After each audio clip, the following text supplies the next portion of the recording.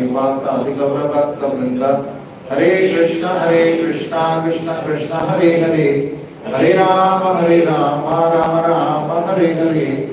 मूकं करोति वाचालं पङ्गुं लङ्घयते गिरिं यत्कृपातमहं वन्दे श्रीगुरुं दीनतारिणं परमानन्दमाधवं श्रीचैतन्येश्वरम्। ओम विष्णुपादाय कृष्णप्रेष्ठाय भूतले श्रीमते भक्तिवेदांत स्वामिन् नामिने नमस्ते सारस्वते देवे गौरवाणी प्रचारिणे निर्विशेष शून्यवाद पाश्चात्य देश तारिणे।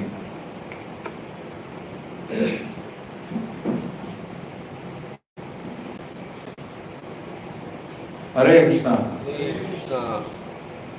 कल हमने चर्चा करी थी कालिया दमन लीला के बारे में। हमने देखा जैसे कि कालिया जो है सब समान कुशलता का प्रतीक है, विवेक का प्रतीक है, दंड का प्रतीक है, क्रूरता का प्रतीक है।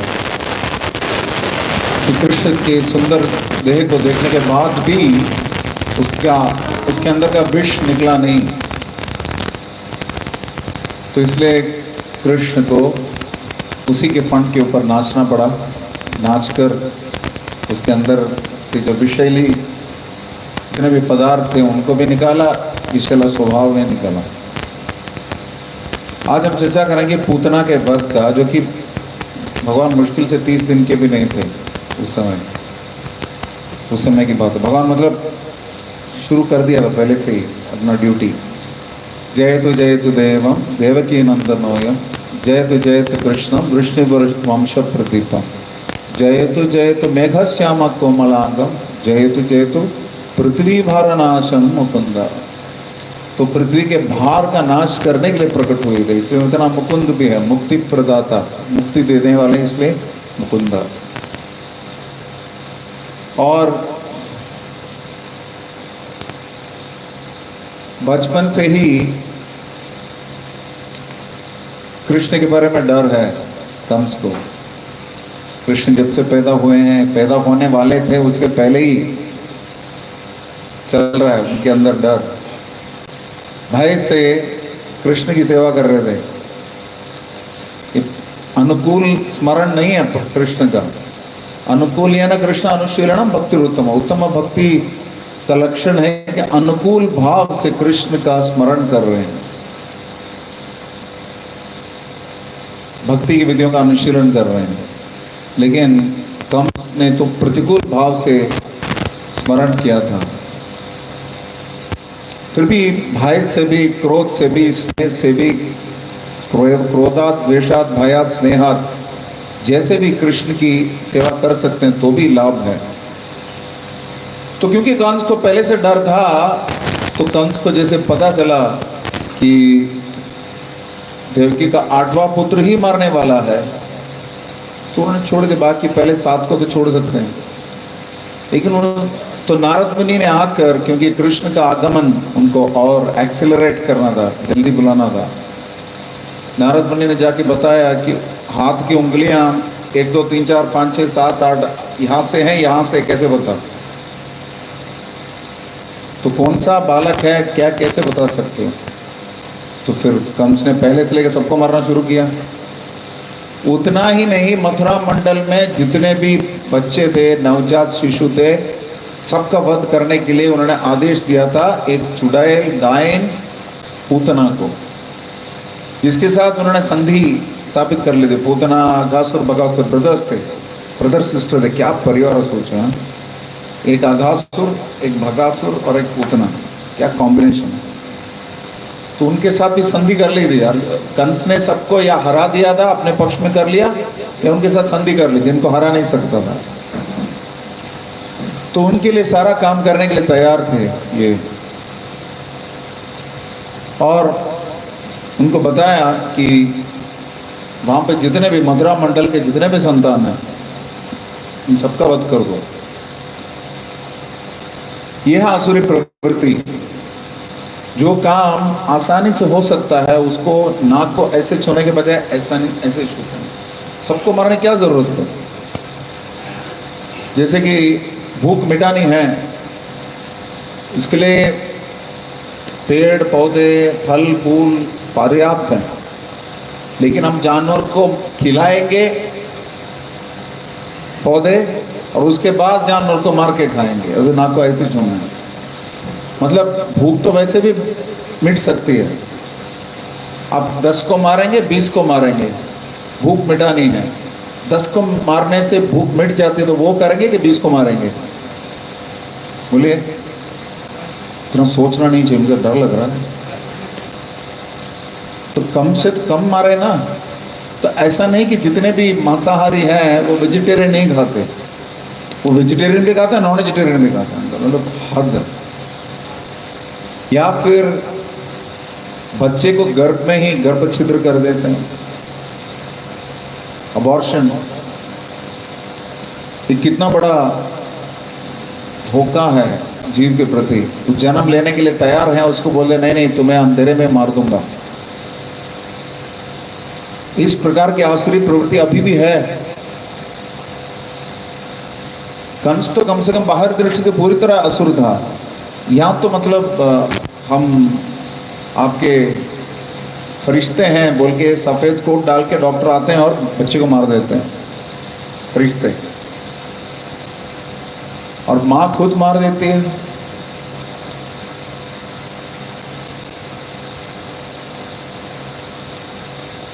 आधुनिक युग में पूतना बहुत सारी होती हैं, छोटी मोटी बहुत सारी पूतना है। उस समय एक पूतना थी द्वापर युग में। प्रभुपाद बोलते हैं ऐसे लोग अभी भी भारत में हैं जो काला जादू उसका प्रयोग करते हैं, जिसे बच्चों का वध कर देते हैं, पूरा तोप में मार देते हैं।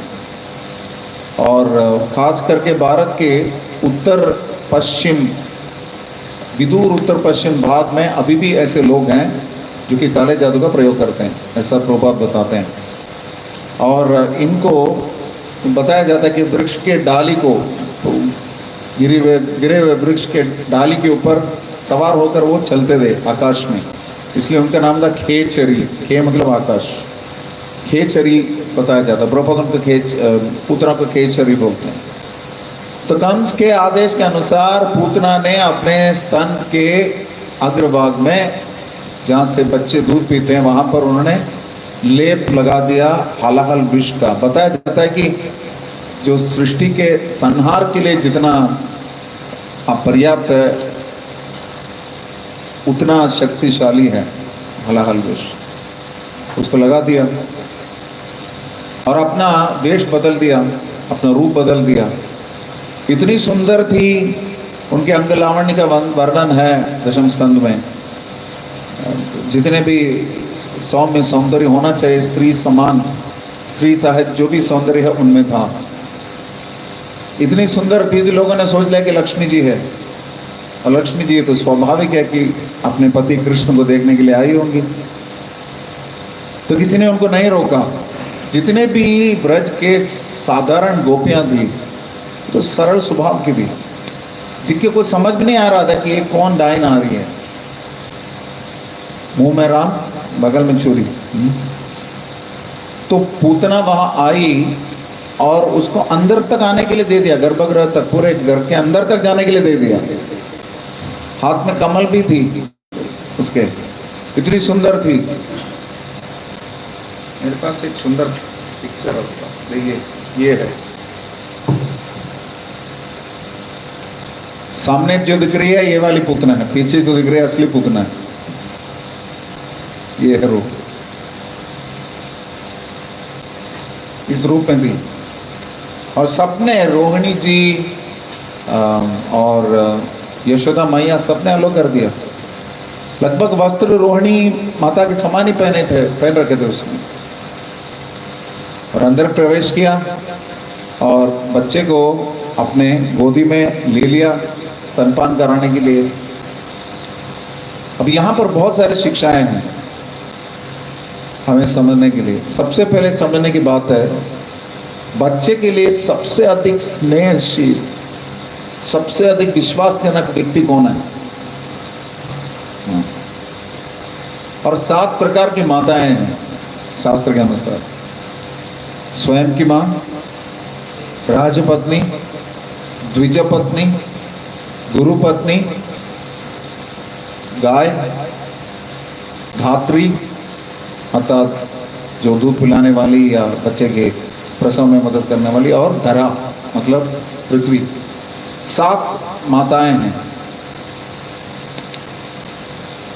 तो माता ऐसी व्यक्ति है जिस पे बच्चा पूरी तरह भरोसा कर देता है, अपना पूरा न्योछावर कर देता है, उसको पूरा भरोसा है माँ के ऊपर, आंख बंद करके सोता है। जय श्री राधा वल्लभ भगवान की जय, श्री श्री माता की जय।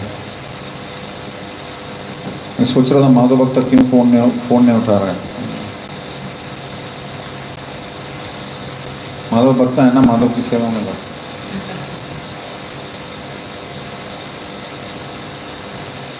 तो दूध पिलाने के लिए माँ हमेशा उद्विग्न रहते, बच्चे को कब दूध पिलाऊं, बच्चे को कब भूख लग रही है, उसको कब दूध पिला के उसकी भूख मिटा दूं, दूध पिलाकर अपना स्नेह दिखाने के लिए, अपना वात्सल्य दिखाने के लिए, अपना प्रेम व्यक्त करने के लिए, और पूरा विश्वास है संतान को माता के ऊपर। ऐसे परिस्थिति में अगर माँ ही बच्चे को मार डालेगी तो कितनी निष्ठुर होगी, सोचिए। 7 में से कोई भी एक माँ। और पूतना ने दूध पिलाना शुरू किया। दूध मतलब जहर पिलाना शुरू किया। अवैष्णव मुखोदगीर्णम पूतम हरिकथामृतम श्रवण नैव कर्तव्यम सर्वोच्छिष्टम यथापयः। जो भक्त नहीं है भगवान का, उनके मुंह से अगर कृष्ण की कथा सुनेंगे, वो ठीक वैसा है जैसे दूध में जहर मिला हुआ है। तो माँ के रूप में वो भी आई थी, माँ नहीं थी, विष पिला रही थी दूध के रूप में। इसी प्रकार कुछ पेशेवर कथाकार भी हैं, भागवतम की कथा करते हैं, उसके बदले में पैसा लेते हैं, अपना जीवन चलाते हैं। उनको लगता है कि 7 दिन में पूरे भागवतम की कथा सुना देंगे और उसके लिए पैसा ले लेंगे लोगों से और अपना पेट पालेंगे। और उसमें खास करके ऐसे लीलाएं बताएंगे जो कि लोगों को प्रभावित करेंगे, उनके अंदर की कामुक वासनाओं को भी निकालेंगे बाहर निकाल के फेंकेंगे नहीं, उभर के लाएंगे। खास करके रास पंचाध्यायी का वर्णन करते हैं, दशम स्कंद के परम भगवान के अंतरंग लीलाओं का वर्णन करते हैं। और उसके लिए उनकी योग्यता भी नहीं है, उनकी चेतना से बहुत परे है वो चीज। मान लो कि 10वीं का लड़का PhD की बात कर रहा है, तो पूतना इन सब का प्रतीक है।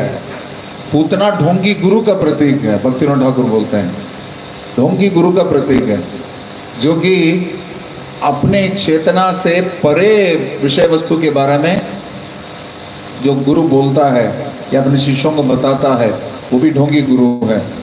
या व्यक्ति को निराकारवाद का उद्बोधन करता है, वो भी ढोंगी गुरु है। या अपने आप को भगवान बताता है, वो भी ढोंगी गुरु है। या असली में जो संबंध तत्व भगवान का, उसका वर्णन ना करते हुए गलत सिद्धांत प्रस्तुत करता है, वो भी ढोंगी गुरु है। इतने तरीके हैं लोगों को वंचित करने के लिए। इसलिए भक्ति सिद्धांत सरस्वती ठाकुर बोलते थे, यह है वंचित वंचक समाज। धोखा देने के लिए लोग जब तक रहेंगे तब तक रहेंगे जब तक धोखा खाने के लिए लोग रहेंगे। जब व्यक्ति प्रश्न नहीं करता शास्त्र के आधार पर, गुरु के आधार पर, साधु के आधार पर कि आप जो बोल रहे हो ये संपुष्ट है क्या, ये स्वीकार्य है क्या, तब तक व्यक्ति जांच पड़ताल नहीं करता, परख नहीं करता, कसौटी नहीं लेता, उसको पता नहीं चलता कि असली में क्या तत्व है। भगवत तत्व विज्ञान मुक्त संग से जायते। परम भगवान का ज्ञान जो है भक्तों के संग में ही प्राप्त होता है, और ये मुक्ति का मार्ग है। तो पूतना जैसे ही बच्चे के ऊपर नजर डाली पूतना ने, उसको लगा, उसको समझ में आ गया, भागवत में बताया गया, ये साधारण बच्चा नहीं है, ये तो पूरे पृथ्वी का संहार कर सकता है ये बच्चा।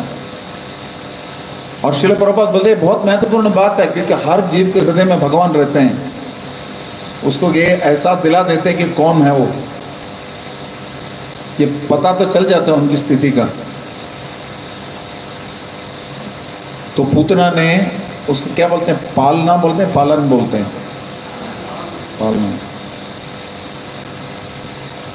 तो बताया जाता है कि जो भी ट्रेन में बैठते हैं, कार में बैठते हैं, फ्लाइट में बैठते हैं, जिनको नींद आती है, मुझे आती है जोर से, बोलते हैं बचपन में जिनको पालने में झुलाया था उन लोगों को वो आदत लग चुकी है, इसके चलते उनको नींद आती है।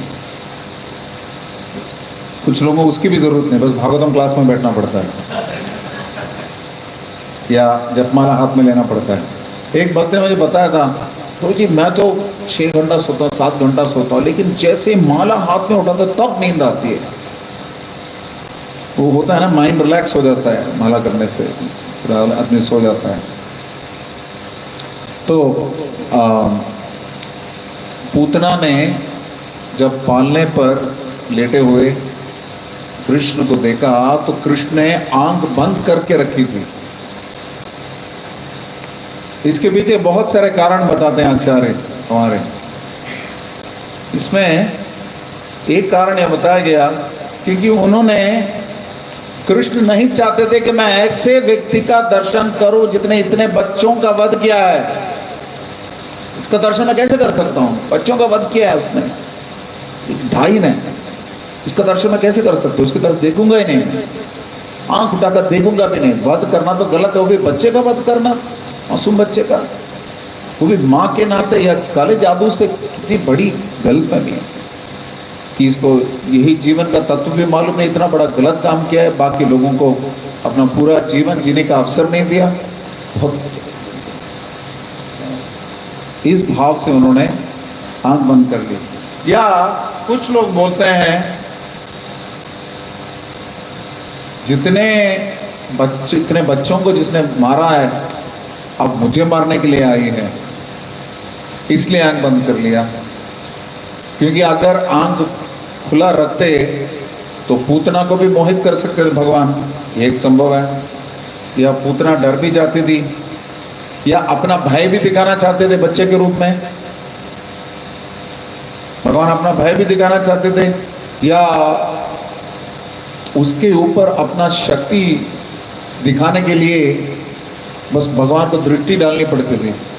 जिनकी दृष्टि मात्र से भौतिक जगत में सृष्टि प्राप्त होती है, सृष्टि प्रारंभ होती है, उसको पूतना की तरफ देखने का क्या क्या नुकसान है, एक बार देखेंगे तो सब खत्म।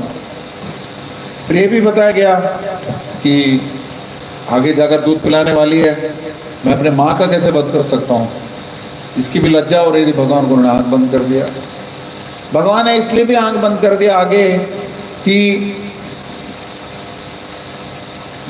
मैं इसका वध होते हुए देखना नहीं चाहता, क्योंकि रोहिणी माता के समान वस्त्र पहना है इसने, जो कि मेरी माता है, इसलिए मैं उसका वध नहीं करना चाहता। और सबसे पहला वध मैं किसी असुर का कर रहा हूं तो मेरे जन्म में वो इस पूतना का कर रहा हूं। और ये स्त्री है, और स्त्री, बच्चे, अपाहिज, बुजुर्ग, गाय, इन सब का वध करना वर्जित है शास्त्र के अनुसार। और सबसे पहला वध मैं स्त्री का करूंगा। सोचिए, बच्चे का वध करना गलत है, स्त्री का वध करना गलत है, और लोग पैदा होने के बाद बच्चियों को मारते हैं क्योंकि वो लड़का नहीं है, इन्फेंटिसाइड बोलते हैं इसको। तो दोनों अपराध एक साथ, बच्चे को मारने का अपराध और स्त्री को मारने का अपराध एक साथ हो जाता है। लोगों के पास इतनी भी बुद्धि नहीं है। भगवान ये दिखा रहे हैं हर परिस्थिति में कि भगवान की विशेषता यह है कि भुवन मंगल तुम्हें भुवन अर्पति। भगवान समस्त जगत को मंगल करने वाले हैं, इसलिए मंगल आरती होती है उनकी। और भगवान नहीं चाहते थे इस अमंगल वस्तु को मैं अपनी दृष्टि से मंगल कर डालूं, इस वजह से भी भगवान ने आंख बंद कर दिए।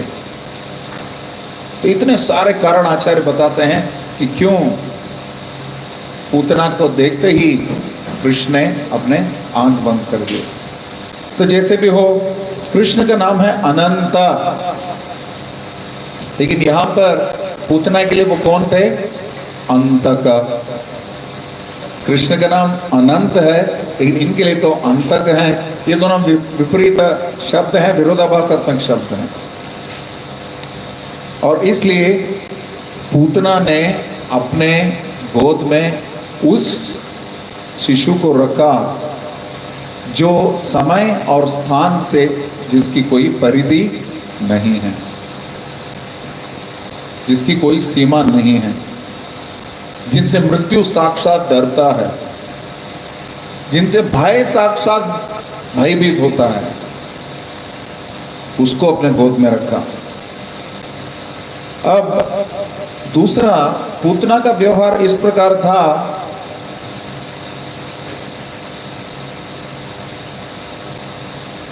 कि भले ही बाहरी दृष्टि से मां का व्यवहार कर रही थी, उसके अंदर कृष्ण को मारने की जो उद्विग्नता थी, उन्मुखता थी, जो आतुरता थी, वो कम नहीं हो रही थी। बच्चा है उसको देखने के बाद भी, और साधारण बच्चा नहीं है, एकदम मनमोहक है। मदन मोहन तो है ही, लेकिन मनमोहक बच्चा है, उनको देख के भी कोई अंतर नहीं पड़ा। जैसे कल कालिया के बारे में बोल रहे, वैसे ही जिसके अंदर द्वेष भरा है ना, उसको भगवान की शक्ति के प्रति कभी समर्थन भाव, किसी भी प्रकार का अनुमोदन भाव नहीं आएगा या प्रशंसात्मक भाव नहीं आएगा। आपने देखा होगा महाअवतार नरसिंह में साक्षात भगवान प्रकट हुए हैं तो भी वो बोलेगा अच्छा अब आगे बराबर का टक्कर होगा। असुर ऐसे सोचता है।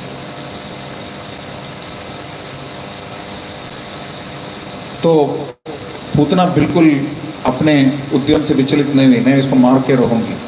और उसने जैसे स्तनपान कराना शुरू किया तो भगवान बस दूध पीने का बहाना कर रहे थे। दूध पीने के बहाने भगवान ने चूस लिया पूतना के प्राण को उस विष के साथ। अब सोचिए 30 दिन के आयु में हलाहल विष जिस बच्चे को पिलाया गया उसका वध नहीं हुआ, उसको मारने वाले का वध हुआ। और एक शिकारी के अस्त्र के अग्रभाग का छोटा सा लोहे का टुकड़ा मार सकता है भगवान को। सोचिए, पहले शास्त्र इसलिए पढ़ना चाहिए। लॉजिक है, लॉजिक फेल नहीं होता कभी शास्त्रों में। और बच्चे मुझे छोड़ दो, बच्चे मुझे छोड़ दो, बच्चे मुझे छोड़ दो करके क्रंदन करने लगी। लेकिन कृष्ण ने उनका प्राण भी सच में खींच लिया। ये कोई साधारण स्त्री नहीं थी। पिछले जन्म में बलि महाराज की पुत्री थी रत्नमाला। कुछ लोग बोलते उनकी बहन थी रत्नमाला। जब बलि महाराज ने वामन देव को 3 कदम दान में दिए यज्ञशाला में, वामन देव का रूप इतना मनमोहक था तो उसको देखकर रत्नमाला ने सोच लिया कि मैं इसको काश दूध पिला सकती, मेरा बच्चा होता। ऐसा उनके अंदर ये इच्छा जागृत हुई। लेकिन बाद में वही वामन देव ने जब अपना रूप उपेंद्र वामन तीनों लोगों को नाप लिया और एक से पृथ्वी और एक से बाकी समस्त लोगों को नाप दिया। बाकी तीसरा कदम किसके ऊपर रखो पूछा। बलि महाराज ने अपना सर सामने रखा। जय श्री राधा वल्लभ गोविंद की जय, श्रील प्रभुपाद की जय।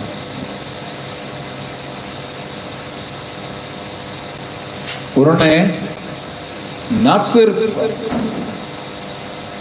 बलि महाराज से सब कुछ हरण कर लिया, हरि है सब कुछ हरण कर लेते हैं, उसके बाद वरुण पाश से उनको बांधा भी गया। गरुड़ जी ने बांध दिया। क्यों? क्योंकि आपने वादा किया था कि 3 कदम दोगे, आपने नहीं दिया, इसलिए आपको मैं दंड दे रहा हूं। इसको देख के रत्नमाला सना के ये तो बहुत ज्यादा हो गया, इस बच्चे को तो मैं मार दूंगी, मेरा मन पड़े, मेरा मन करे इसमें विष पिला दूंगी। तो भगवान ने दोनों सुन लिया।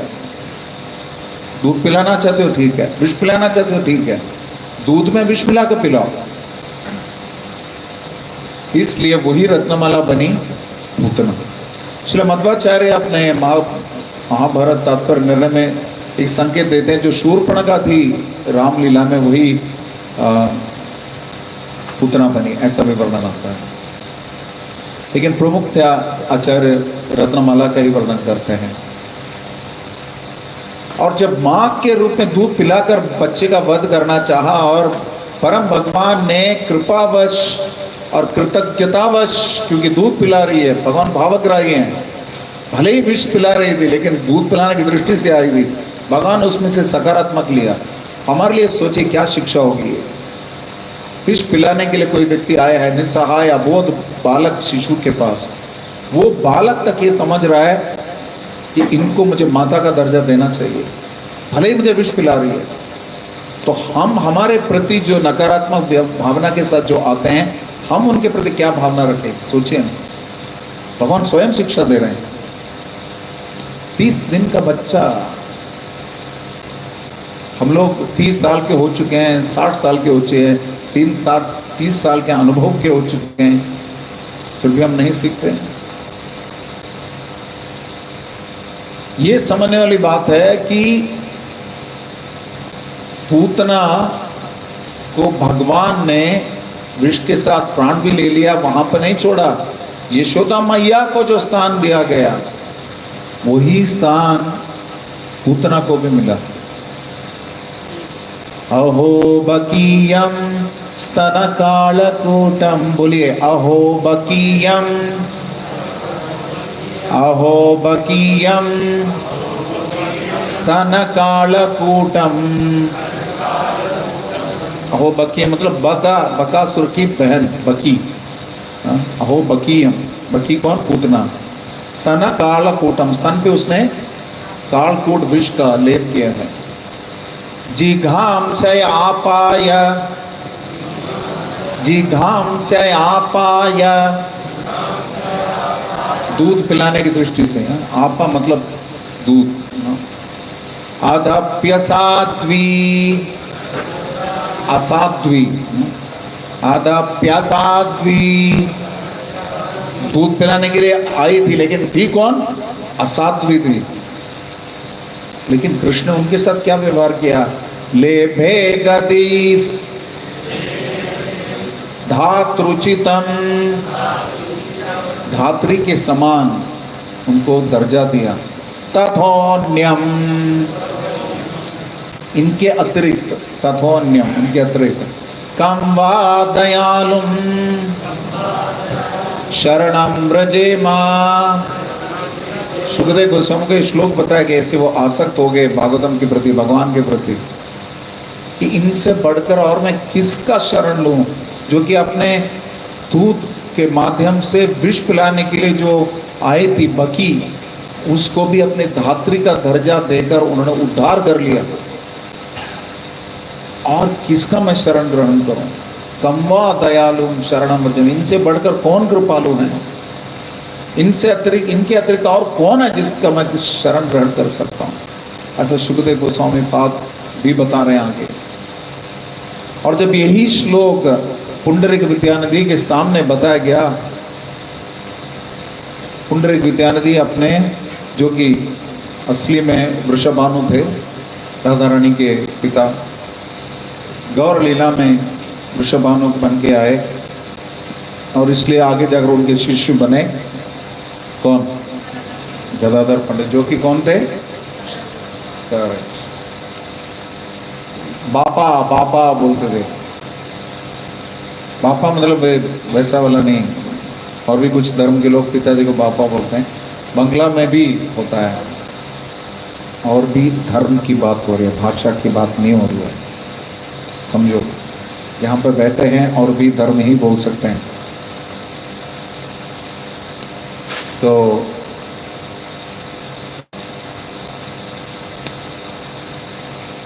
जैसे ही ये श्लोक बताया गया, वो अपने आसन से निकलकर जमीन पर गिर पड़े, लौटने लगे। अष्ट सात्विक विकार जागृत हो गया उनके अंदर। ठीक उसी प्रकार परम भगवान की कृपा, परम भगवान की दयालुता को देखकर हमें समझना चाहिए कि हम किसके शरण में आए हैं। ऐसे श्री भगवान का बारंबार प्रणाम है, इनसे बढ़कर और किसका प्रणाम करेंगे। और जैसे ही पूतना नीचे गिर पड़ी, ऐसा क्रंदन करते हुए गिर पड़ी, मानो जैसे बिजली चमक रही हो, गरज रहा हो आकाश में, और इतनी भयानक आवाज के साथ गिर पड़ी। 12 मील लंबा शरीर हो गया था उसका, निजी शरीर, शरीर का वर्णन कर रहे हैं वहां पर। उसके स्तन जो है छोटे छोटे पहाड़ की तरह थे, उनके उसके दांत जो थे बिल्कुल रास्ते की तरह थे, और उसके जो दोनों टांगे थी वैसे लग रही थी जैसे नदी के दोनों तट इतने लंबे थे, और उसके बाल जो थे ऐसे लग रहे जैसे कोई लाल जंगल या झाड़ियां, और उनकी नासिका के जो द्वार लग रहे थे, दो गुफाएं, उनकी दोनों आंखें लग रही थी जो कि अंधकूप।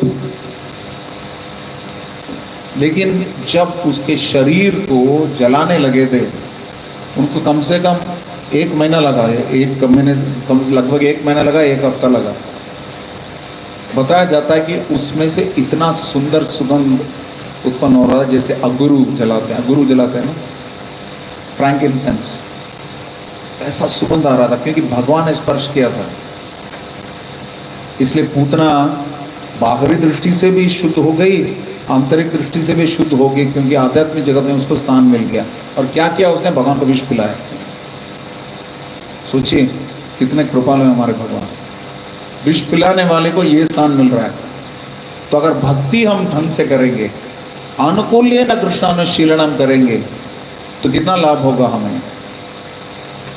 तो इसलिए पूतना समान ढोंगी गुरु से भी हमें बचना चाहिए, जो कि तथाकथित जीवन का तत्व समझाते समझाते हमें खुद इसी प्रकार दूध पिलाते पिलाते जहर भी पिला देते हैं। दूध और जहर का अंतर हमें पता नहीं, क्योंकि हम अबोध अवस्था में उसी प्रकार। इसलिए कभी कभी शास्त्र भी अपने आप पढ़ते हैं तो समझ में नहीं आता।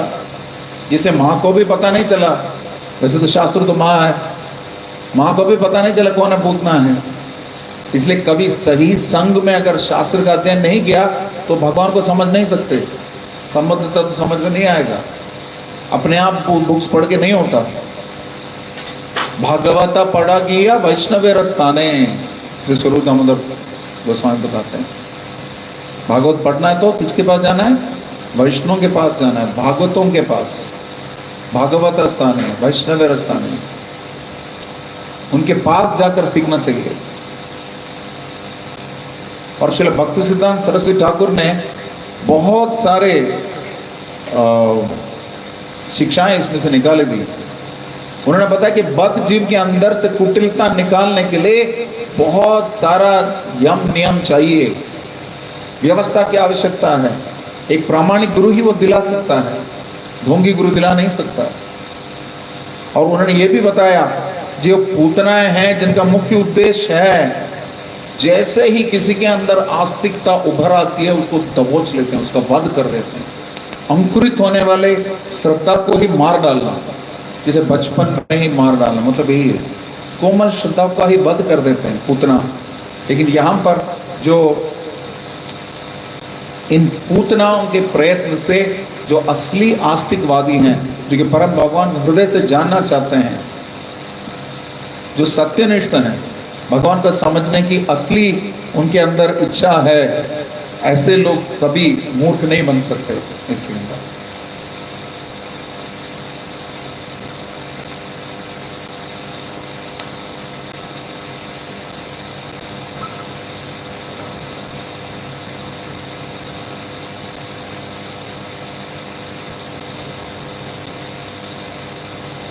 जैसे किसी के अंदर आस्तिकवाद आ जाता है, उसी समय जितने भी पूतनाएं हैं वो जो सिखाना चाहते हैं, ढोंगी गुरु विष पिलाना चाहते हैं दूध के माध्यम से, शास्त्र के माध्यम से, अवैष्णव मुखोद्गीर्णम, वो वैसे भाग जाता है जैसे सूरज के आते ही कोहरा निकल जाता है, उसी प्रकार। और यहाँ पे बताया गया जैसे ही नवजात कृष्ण के साथ पूतना का संबंध आ गया, मिलन हो गया, उसका वध हो गया, ठीक उसी प्रकार जैसे भक्ति अंकुरित होती है, इस प्रकार से ढोंगी गुरु उनका प्रभाव भी समाप्त हो जाता है।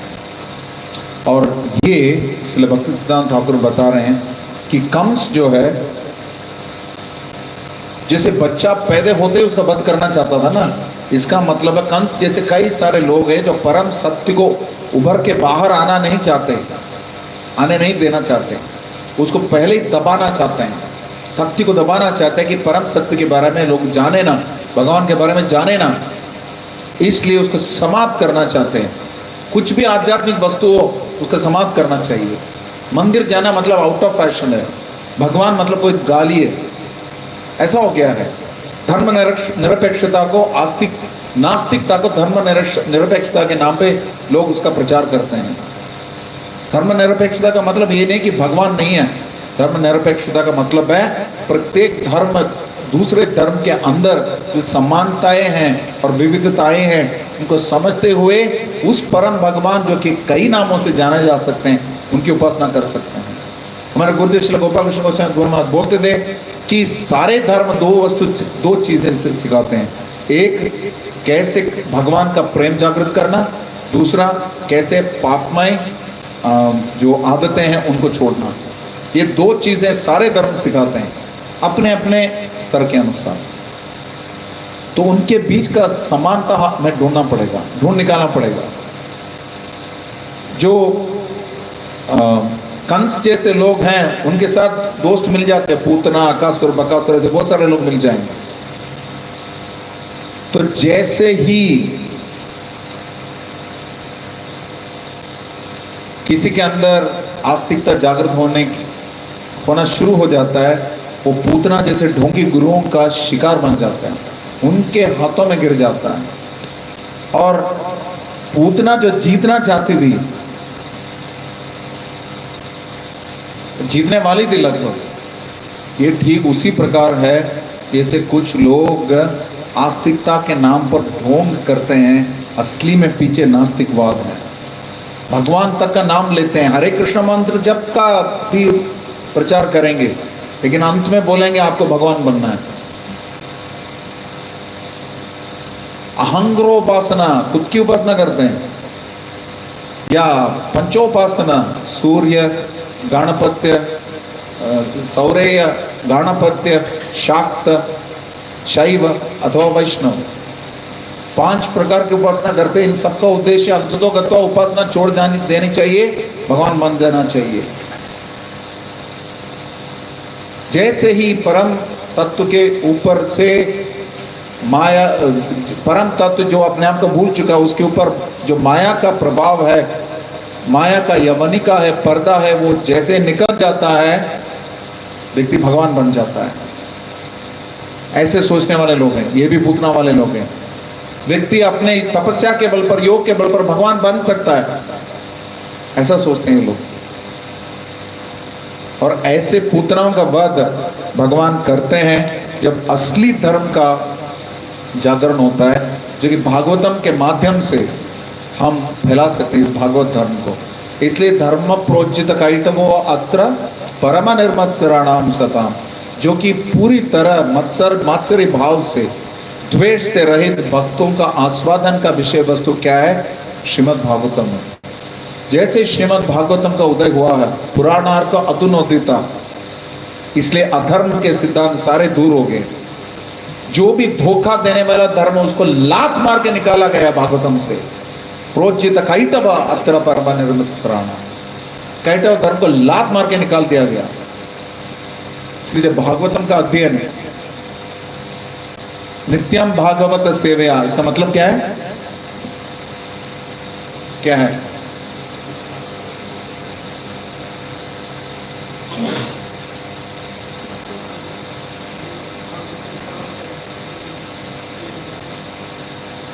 और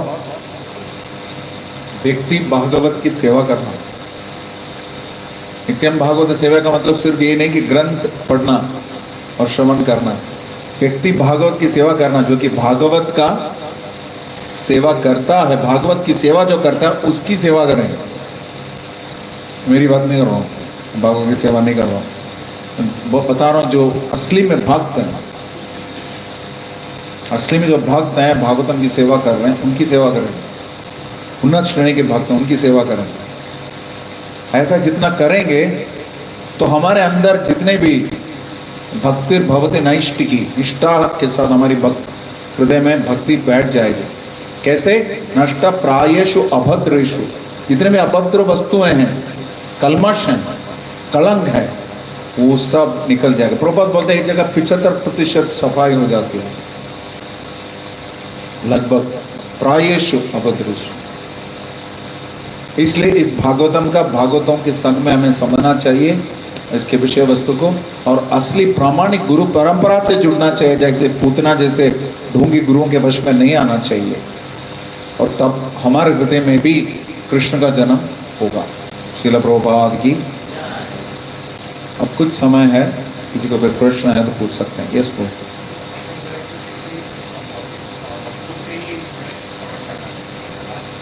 भौतिक भक्तों से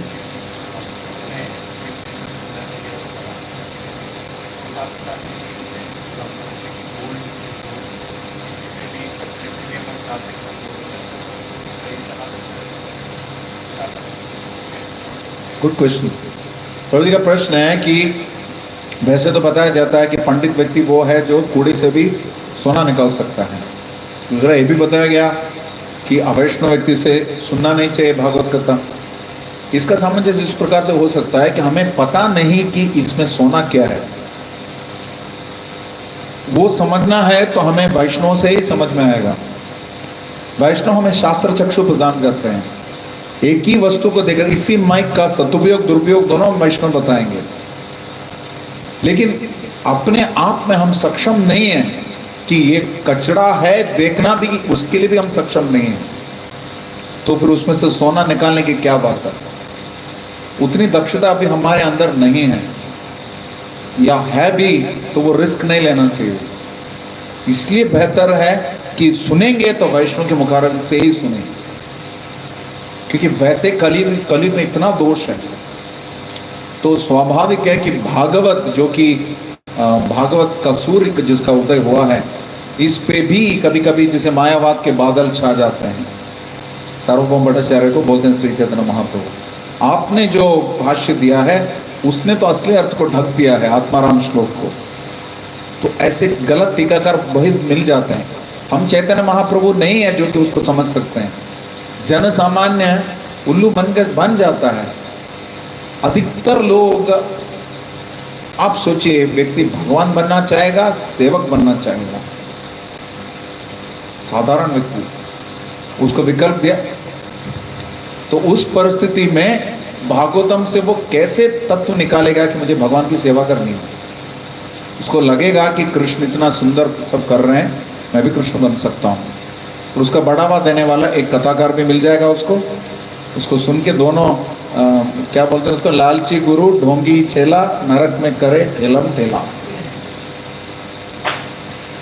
ये होता है। इसलिए वैष्णवों के संग में भागवतम को श्रवण करना चाहिए, क्योंकि मिनिमम क्वालिटी तो आपने इंश्योर कर लिया। ये शास्त्र के विरुद्ध कुछ नहीं बोलेंगे। अब इसमें से मेरे लिए क्या लागू है वो मैं उससे ग्रहण कर सकता हूँ। वो हो गया सोना कचड़े में से, लेकिन वो कचड़ा नहीं है, क्योंकि पहले तो हमें कचड़ा क्या है समझने में दिक्कत है, उसमें से सोना निकालना और भी दिक्कत है। इसलिए बेहतर है कि वैष्णव से सुने। बहुत बड़ा रिस्क है, इतना समय नहीं हमारे पास कि 10 लोगों से सुने, उसमें से अच्छा सबसे ग्रहण करते रहें। Better take the one right choice and stick to it. Good question. और यस मतलब सॉरी, बाद में आता है उनकी बात। हाँ,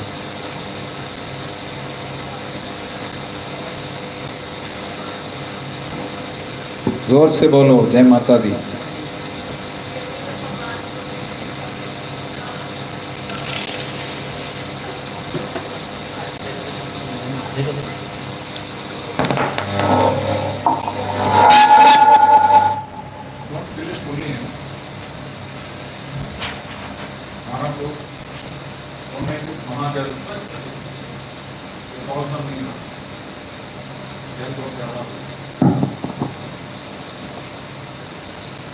प्रभु जी, जैसे हम लोग का जब अगर हमारे साथ कोई गलत करता है तो हमें क्या उसका बदला लेना चाहिए, भगवान पे छोड़ देना चाहिए?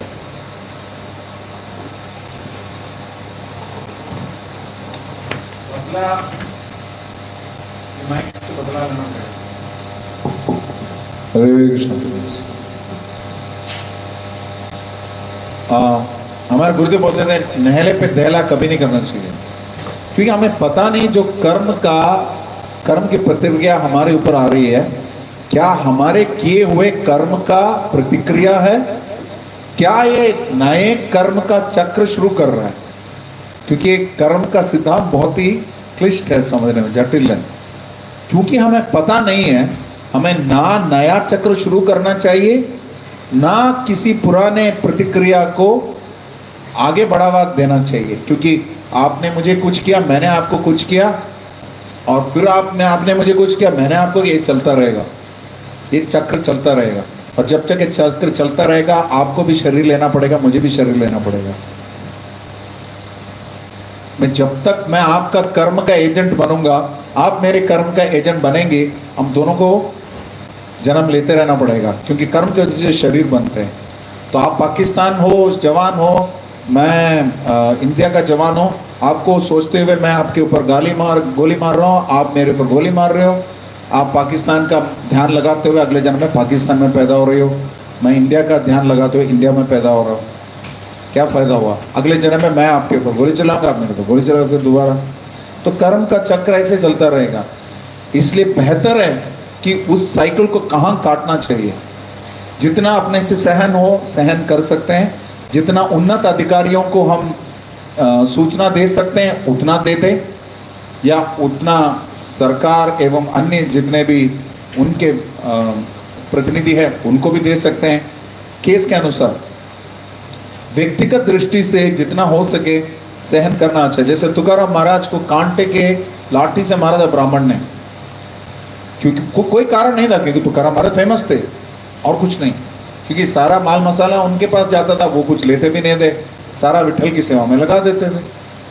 पुजारी को जलन हो रही थी, ब्राह्मण को मार दिया। रास्ते में पूरा खून बहाते हुए घर पहुंचे, पत्नी ने पूछा क्या हुआ, तो उन्होंने बताया कुछ मैं गिर गया था। अगले दिन सुबह दरवाजा खोले, उन्होंने दरवाजा खटखटाया। जब ये बात पता चला कि ब्राह्मण बिल्कुल आत्मग्लानि से दुखी हो गया कि मेरे इतना करने के ऊपर भी उन्होंने एक शब्द नहीं कहा। कब कहा उन्होंने? उनके घर पे दरवाजा खटखटाया तुकाराम महाराज ने, उन्हें लगता मैंने आपको बहुत दुख दिया। ऐसा तुकाराम महाराज ने उस ब्राह्मण को बताया जिन्होंने कांटे से उनको मारा था। तो उनका दिल पूरी तरह पिघल गया। मैंने आपको मारा, फिर भी आप मुझे बोल रहे हैं आपने मुझे दुख दिया। ये पॉइंट हमें समझना चाहिए। क्योंकि कोई व्यक्ति दुख किस वजह से होता है, बोलिए? जब कोई चीज हमारे अनुसार न चल रही हो, कर्मों के हिसाब से। उनसे पूछ रहा हूं, आपके बताऊंगा। किसी के जीवन में दुख क्यों आते हैं, सुख क्यों आते हैं? कर्मों का हेरफेर है। कौन सा कर्म? सुकर्म मतलब पुण्य कर्म कोई करता है तो सुख मिलता है, पाप कर्म में करता है तो दुख मिलता है। आपके अकाउंट से पुण्य कटेंगे तो आपको अच्छा लगेगा कि पाप कटेंगे तो अच्छा लगेगा? पाप कटेंगे। तो कटने दो ना। सुख मिले ना मिले, दुख मिले, स्वागत करें। आ गया तो ठीक है, बुलाना नहीं, आ गया तो स्वागत करें, तो सहन करें। और जिस अनुपात में हम सहन करेंगे, यकीन करें भगवान ने तो इस्तीफा नहीं दिया ना। आपको क्यों लगता है आप भगवान की भक्ति करेंगे वो भूल जाएंगे आपको? शराबी कबाबी फ्रीलाम बट बॉस आपको सैलरी दे सकता है।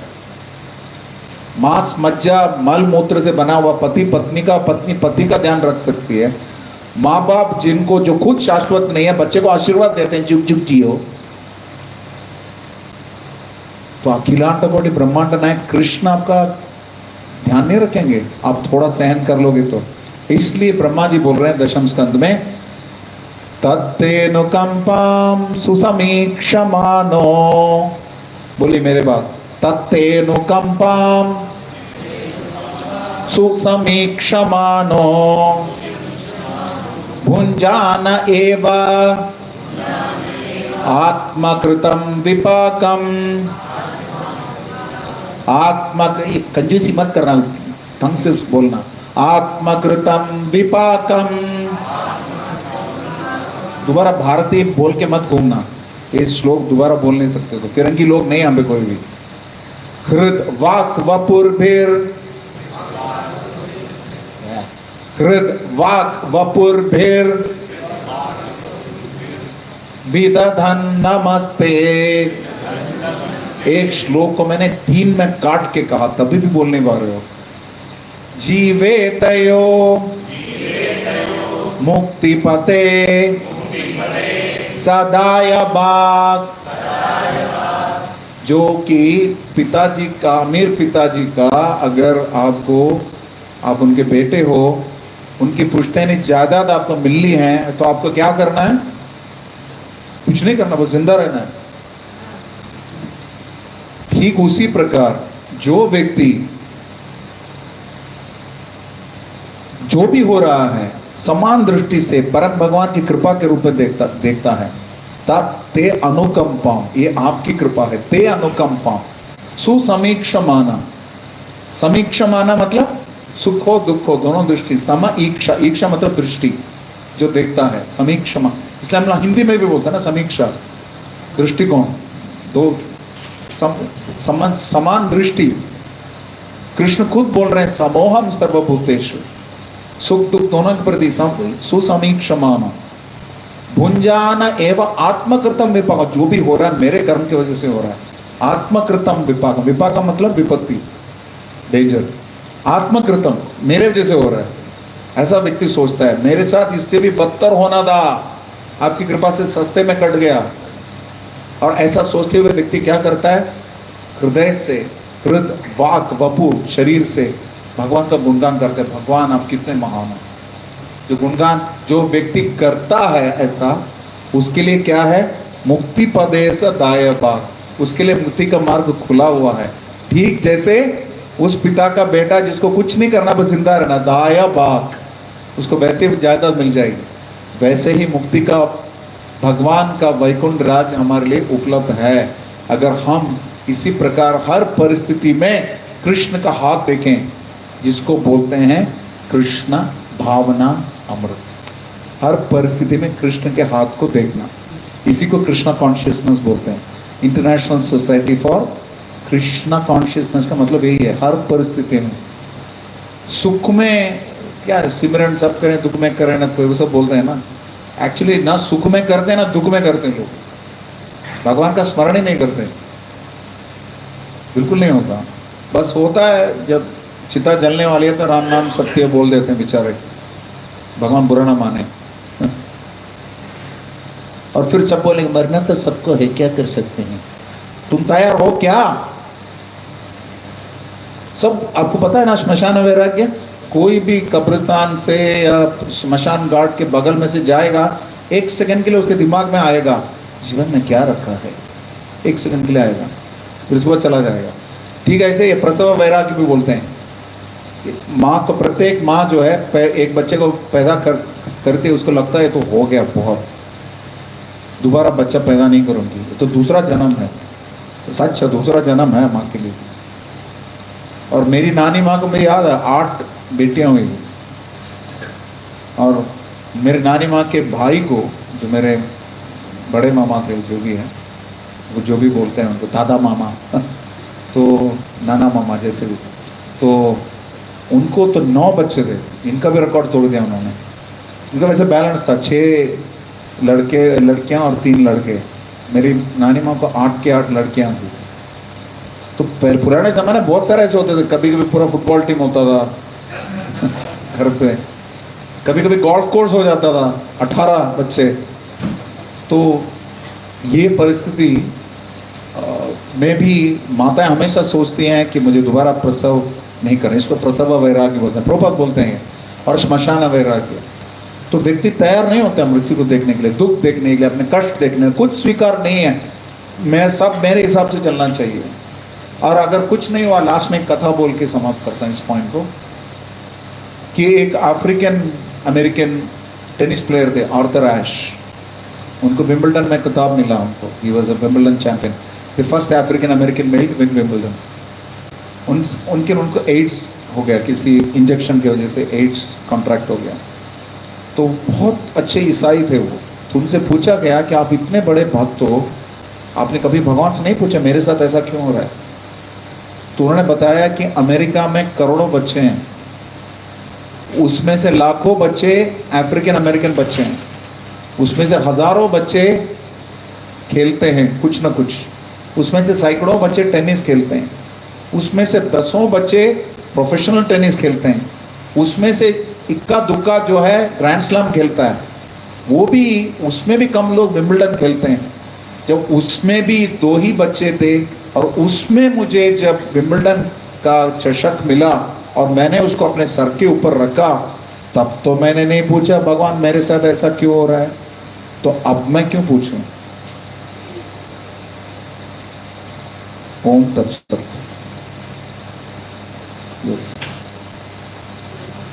Last question.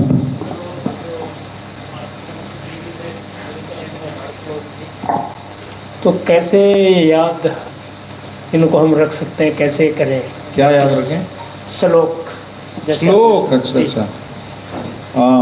मेरे गुरु महाराज ऐसा करते थे, उन्होंने खुद बताया था हमें कि वो अपने पास छोटा सा एक नोट पैड रखते थे, स्पाइरल पैड। इन कलयुग में प्रभुपाद बोलते थे राइटिंग इज रिमेम्बरिंग, लिखेंगे तो याद रहता है। जो भी श्लोक पढ़ते हैं पहले तो 3 बार बोल के दोहराइए, उसको संधि विच्छेद, पहले अर्थ पढ़िए, अनुवाद पढ़िए, फिर श्लोक पढ़िए, 3-3 बार बोल के अंडरस्ट करिए। अभी मेरी आपकी उम्र में मुश्किल है अंडरस्ट करना, तो 1 हफ्ता लगाइए एक श्लोक पे, आराम से पढ़िए। पढ़ने का मतलब है 1 लाइन पढ़ लिया उसको लिखिए, फिर दूसरा लाइन पढ़ के उसके लिखिए, फिर दोनों लाइनों को लिखिए, वैसा करके लिखते लिखते याद आ जाएगा। Writing is remembering. और यूज इट और लूज इट, उसको प्रचार में प्रयोग नहीं करोगे तो भूल जाओगे। मुझे सिर्फ उतने श्लोक याद हैं जिनको मैं प्रचार में यूज करता हूँ, बाकी सारे भूल गया मैं। ये बहुत जरूरी है, उसको काम में भी लाना है, ठीक है। और भगवान से प्रार्थना भी करना है। 15वें अध्याय के 15वें श्लोक में बता रहे हैं भगवान भगवत गीता के, मत्ता स्मृतिर ज्ञानम अपोहनम च, मेरे वजह से बुद्धि मिलती है, स्मरण शक्ति मिलती है और विस्मरण भी आता है। मत्ता स्मृतिर ज्ञानम अपोहनम च, ठीक है। ओके, श्रील प्रभुपाद की जय, ग्रंथराज श्रीमद् भागवतम की जय। तो कल हम सुनेंगे गोवर्धन लीला,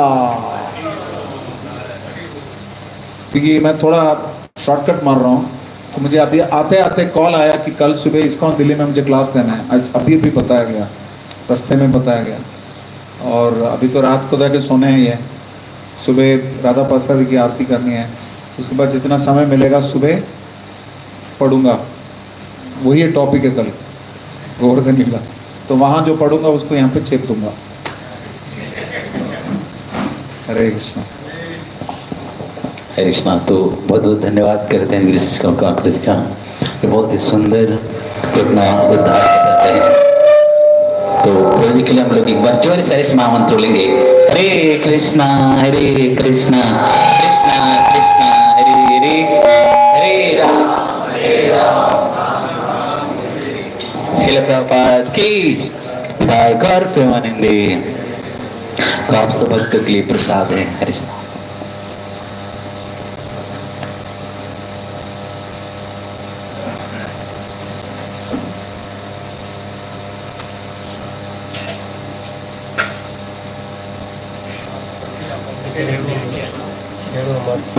क्या करा?